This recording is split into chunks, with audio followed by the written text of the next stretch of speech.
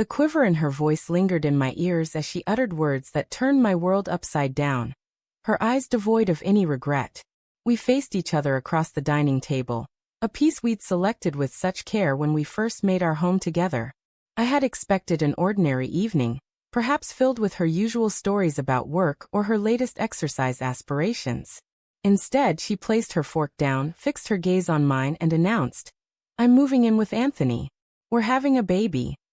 Time seemed to halt for a heartbeat. My wife, the bedrock of the life we'd built, had just obliterated its core with one devastating sentence. At first, I thought it was a heartless jest. A shaky laugh escaped me, waiting for her to break into a grin, but her expression remained unyielding, resolute. She meant every syllable. My chest felt compressed, as if a boulder had pinned my heart. The first question I stammered wasn't why, it was when. When had she decided our sacred promises were worthless? When had Anthony, her so-called colleague, surpassed the husband who'd stood by her through every storm? She didn't flinch.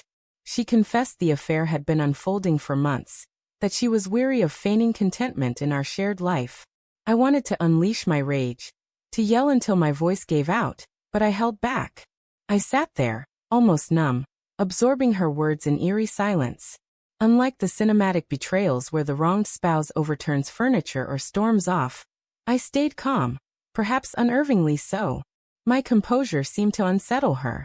She'd prepared for me to beg, to cry, to fight for her to remain. Instead, I let her revelation linger in the air, unanswered. Then I asked the question that stopped her cold.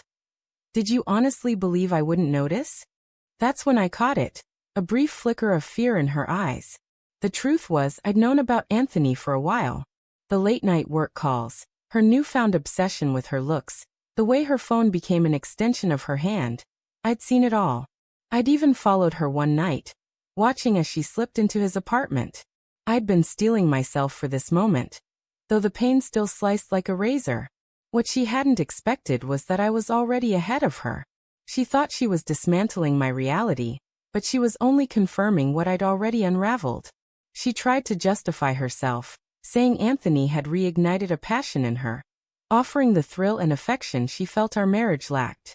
I listened without cutting in, but in my head, I replayed the years I'd devoted to her joy. The grueling hours, the overtime, the ambitions I'd shelved to build the life she wanted. I wasn't perfect, but I was loyal. And loyalty, it appeared, wasn't enough for her. My silence must have rattled her, because she finally asked, "Aren't you going to respond?"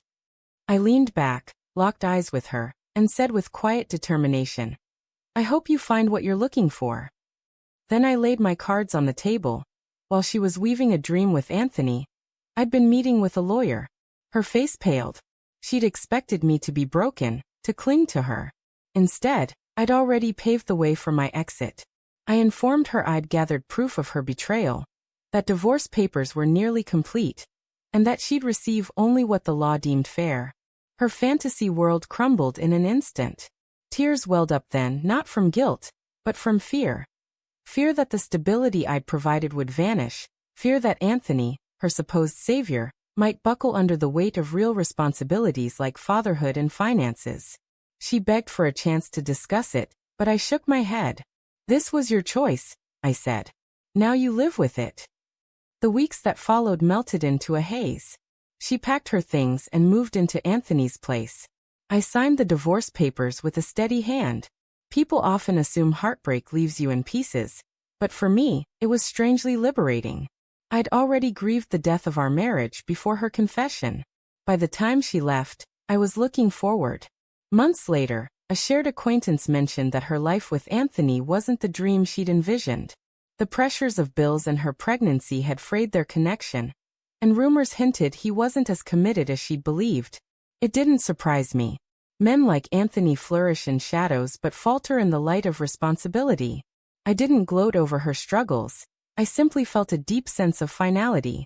She'd made her decision, and now she had to face its reality. As for me, I rebuilt my life. I rekindled ties with old friends, picked up hobbies I'd long abandoned, and for the first time in years, I felt truly free.